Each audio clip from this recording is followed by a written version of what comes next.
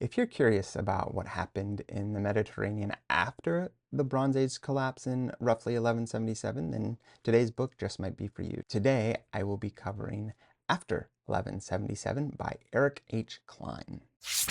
Welcome to Spencer Reads Everything. I'm your host, Spencer Duncan, and today we're looking at what is essentially a sequel to Eric H. Cline's well-known book 1177. Eric H. Cline is a scholar who teaches at George Washington University. Although he's a highly credited scholar, he's also made himself quite visible by discussing the collapse of the Bronze Age in a variety of different formats. He has written several short books that are geared towards a slightly larger and more general audience. He has been on quite a few podcasts. He has been a very accessible and a widely distributed speaker on the Bronze Age collapse, which is interesting because that's a pretty random thing to have such a draw in popular culture. There's a lot of questions around that, and that actually is in some ways kind of what guides his reason for writing after 1177.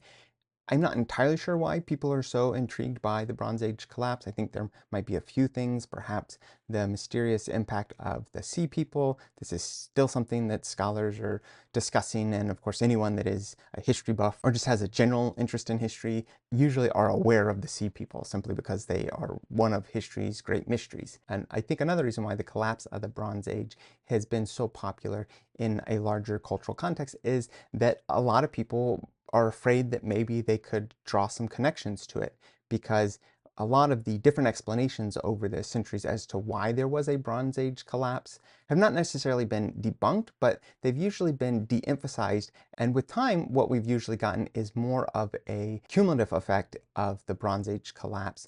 And a lot of people think that maybe that could be resonant with contemporary times.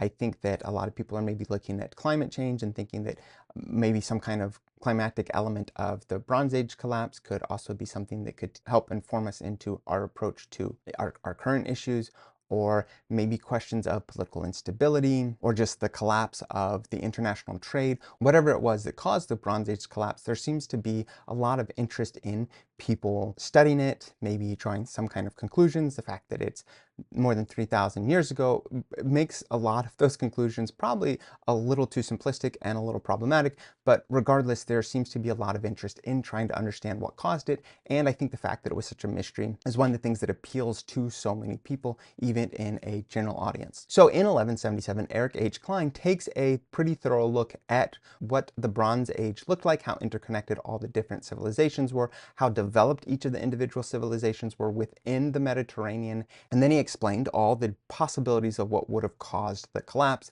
And again, he settles more on a combination of all the leading possibilities. That's probably one of the reasons why it was so sudden, relatively speaking, because it became a domino effect that really had contributions from all these different reasons. So starting in 2019, he decided that he wanted to write some kind of sequel to 1177. And of course, soon after that, we had all sorts of issues on a global scale, most notably the pandemic, but also questions of civil unrest, especially in the wake of the death of George Floyd. All of that led him to reconsider how he was approaching the aftermath of 1177.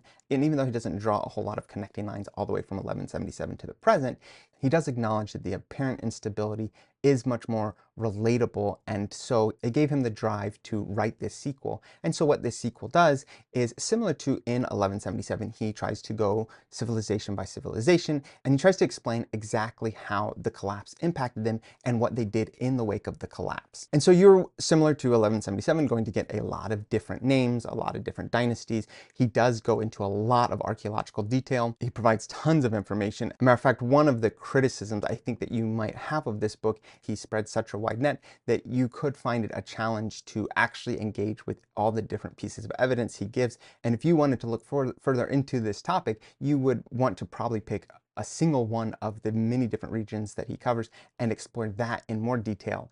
But he even says at the end of the book that he knew that would be one of the challenges of writing this book, but that didn't stop him. And so he still felt the need to try to give the best picture that he could, because essentially that is what he's trying to do, is trying to create an image, create a picture and an understanding for the readers, and to better understand what exactly the world looked like at that time period and what kind of impact you are going to have in the repercussions of the Bronze Age collapse. So who is this book for?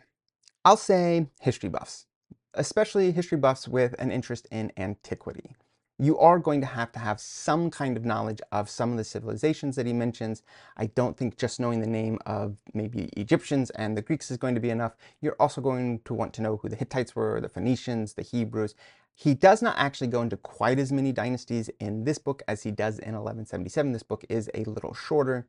And he has a little more material in this book that is a bit more on the periphery. He provides a longer introduction in this one. He also has additional information at the end of this book that is all meant to give it a little more contextualization and to try and explain his whole process. So I would argue that this book in some ways is a little less complicated, and it is a little easier to understand, especially with that added introduction and conclusion. That added material helps to just give a significantly better context, in my opinion, for a full comprehension of the Bronze Age collapse. And I also think it's really important because he's dealing with a mosaic of civilizations and not one civilization. So helping people see a broader picture is a key element.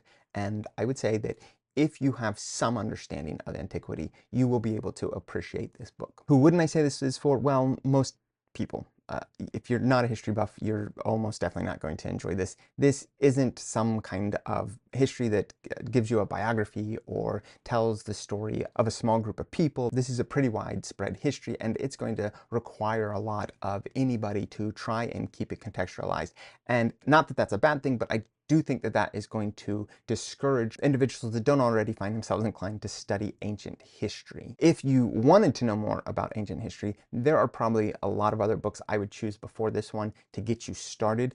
I would put this somewhere on the more advanced level, although I wouldn't quite consider it a major scholarly work either. I think that he does a pretty good job at being a synthesis of a lot of different scholars' works, but I wouldn't say that this in and of itself is a great piece of original scholarship, which is fine because when you're writing for a general audience, that is usually the approach that you're going to take. But if you have a difference of opinion, please let me know in the comments. Don't forget to like, subscribe, turn on those notifications, and until next time, keep those pages turning.